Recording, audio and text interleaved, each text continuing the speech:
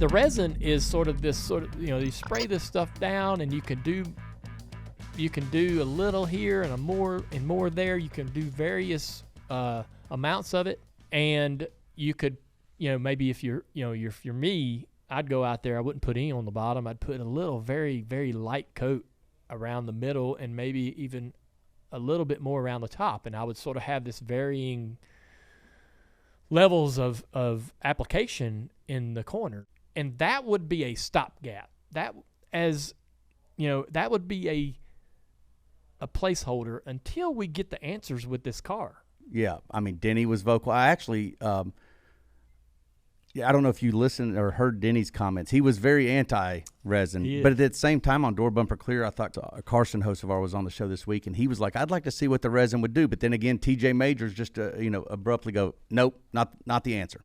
Well, let's listen to Denny's comments. Okay. But you did respond to Dale Jr. on Twitter. He said the top groove looks like it needs some resin. Oh, God. You said, yuck. Isn't that just a Band-Aid? It is. And now, what happened was we would all be running in a train up against the wall and nobody would see us all day. It's not it. I know what he's trying to say, and we're trying to replicate the days of the sealer, but we don't have the same cars as what we had when sealer was around. And what I'm trying to say is that when they paved Richmond, man, this was before my day. This was early 2000s, or maybe it was late 90s. They then put sealer on it afterwards. And so there was a lot of grip in the sealer. So as the cars ran one line, they wore the sealer off. Then they kept moving up the racetrack to chase more sealer. It was almost like resin. But again, the cars are different. The drivers are smarter. There's no refuting that because we have more data. We're not smarter naturally because we were born that way. We're smarter because we have more information and data that help us be faster and smarter. So what will we do if you put up one lane of resin around the racetrack? We're going to run in that one lane around in a train. Hey, I mean, he would know. I actually kind of appreciate his input there. I didn't think it was as critical. I saw the clip on social media, but I think that even if he's right, I'm willing to take that gamble and that risk, even if he's right. So I think you would have to figure out how to, I think you would have to get pretty scientific about the application of this resin, right? To find out how to just barely improve the middle groove or the top groove. If you're going to just walk out there and just paint it down, he would be absolutely correct without a doubt. You'd just have so much grip you'd be forced to run in it, right? You'd have to run it to survive.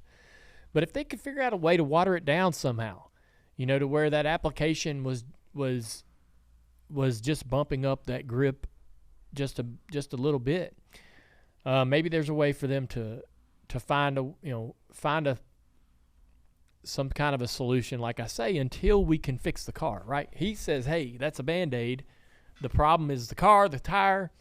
I hear you, Denny. I agree that, damn, we'd all love to snap our fingers and this car race awesome at the short tracks. And he and I probably know what's that the car and the tire is the problem. Is that going to get fixed tomorrow? Is that going to be fixed by the time we go back to Richmond? No, I don't think so. I don't have the confidence that it'll get fixed that quickly. I think that I think it could be a while. It could. It could. And he didn't really give us his suggestion to fix it, did he? Of course he didn't. Right. Yeah. So, I mean, I don't mean that in a disparaging way towards Denny. I'm just saying that in this critique of it, listen. That's the thing. We're looking for solutions here, especially immediate solutions. Yeah. And you at least put one out there. It'd be awesome to debate with Denny and a handful of drivers about the resin, right? And say, they ran it at the Nashville Superspeedway, and I heard a lot of great comments about it from drivers. And then I think they tried it at Phoenix, and some thought that it was too much. and that they all ran the wall in 3 and 4, and it became, and they didn't like it. It was too much, right? And so, I think if you sat down with them and said, hey, man, I'm going to, what if we could figure out a way to control how much was being applied and to make, make a very small amount or a small adjustment to the surface of this racetrack, would that matter, right? If they had real control over how much and where it was getting put down, right? I would not want to put resin down at Richmond without not only impact, not only feedback, but actual effort and input from the drivers on how to do it, where it should go. And so, boy, you'll get a lot of different opinions if you do that, though. Well, you don't take all the drivers. You just take a handful. I'd take, Denny probably, Kevin for sure. Harvick, yeah, I'd probably take him. I don't know. You just take a handful of guys, but we're going to go to that racetrack and we're going to do something. We're not leaving that racetrack without doing something. So let's all get together and figure it out.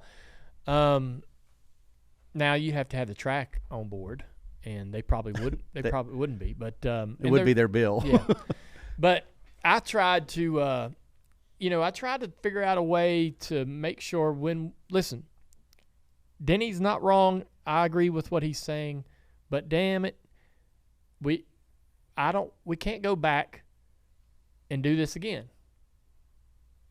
Right? So Denny, what do we do before we go back to Richmond?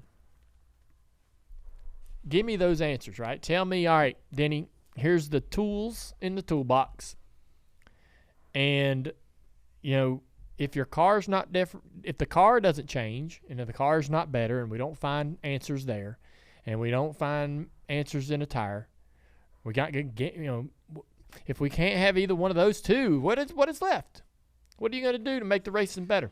And he's going to say, "Oh, it's great. I love the green flag, long runs. It's fun strategy. That's pure racing." He even said it on pit road. He's like, the purists and people. There's people that love what we did today, and there's a lot of people that didn't.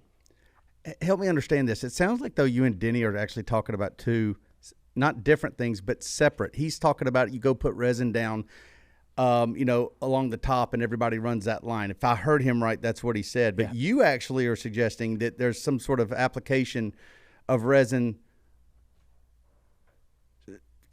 not just one lane here, but like in areas that would maybe induce better racing in different lines and that kind of thing. And is that even possible? And am I understanding you right when you say that? Like, would you just do one line of resin around a racetrack, or would you go apply it in different places? Well, so, that would be what you'd need to sit down and kind of you'd sit down and say, hey, man, do we need to put resin on entry all the way in around the wall, all the way to exit? Probably not. No, right. Do we need to put it maybe just in a pie right in the middle of the corner so that, you drive off in the corner, get the rights in it, get the grip you need to throttle up, and you leave the corner, and if you do it right, you'll run a you run a little bit faster lap than the guy running on the bottom. You'd have to be careful because you'd make it nearly impossible to pass. You'd basically, anytime you got underneath somebody, they just beat you off the corner running the resin, right? So you'd have to be careful because to his point, right, if you put it down the wrong way or you put too much down, that will be where everybody runs, and you will not be able to pass. I think that if Denny and I went to the racetrack with a bucket of resin, I think we could figure out a balance between our two opinions. You know what it'd be? What? Resin plus. Oh, Jesus. You'd have to listen to the first part of the show to understand that joke. But, I think it's, I don't know what else to do. Yeah. I don't know what else to do for Richmond. The track's not in terrible shape. It doesn't need to be, it doesn't need to repave because the surface is in good shape. It's not deteriorating or falling apart. I think one of the, North Wilkesboro might be getting repaved, so that would be a good interesting comparison. So, you know, Wilkesboro, worn out, slick, didn't put on a great cup race, right? With the All-Star race there, the cup race was, you know, the 5, Larson drove through the field and it was over. But they're going to repave that racetrack more than likely, and if they have, you know, when we go back there, if we have another All-Star race there, if we go back there for the All-Star race next year, how will that race look with a complete repave on this particular car? Does this, you know, we've been sort of programmed in our heads thinking, man, old worn-out tracks are the best. Right. We love them. Right. Well, Tire fall off, all that yeah. stuff. Slip Maybe and the slide. next gen wants a brand new. Maybe the next gen likes a newer short track surface. I don't know. That actually leads me to a question I actually wanted to ask you. So I often listen, every week I listen to the Teardown, which is Jeff Gluck and Jordan Bianchi, because they give their immediate reaction from the media center right after the race. And so Jeff had an interesting take, and I want to hear your opinion on this. He says this clearly, the Richmond problem has nothing to do with the car. Nothing to do with the car. It is absolutely 100% the track. Whereas I was thinking, well, look, it's a combination of both, right? Like the car certainly doesn't race well on short tracks. That's obvious. And then Richmond has had its, you know, issues over the past several years. So, but he's like, but the Richmond problem is not the car, because any race, any series at Richmond ends up being the same. Yeah. Boring, no passing, no cautions. It's the same. Do you agree or disagree with that? I think he has a great point, and I think he might be right. Yeah, I mean, we've seen, you know, the truck race there, the Xfinity race. They're all. I think he could be right. I think he could be right about what he's saying there. I don't know. I mean, I feel like that. This is pretty. I feel like this is a common sense situation, man. Common sense. All right. Everybody's saying any changes to this car and any improvements, even if we hit a home run from a test that's going to fix the short tracks, it could be a while before we have all the components ready. We can't sit around and be waiting on that. You know, if I'm Richmond, if I own the racetrack, I damn sure ain't putting all my eggs in that basket. Got to do something right now is what you're saying. If I'm Richmond and I own the racetrack and I'm looking out there and seeing 40% of the seats available, got to do something. I'm doing something.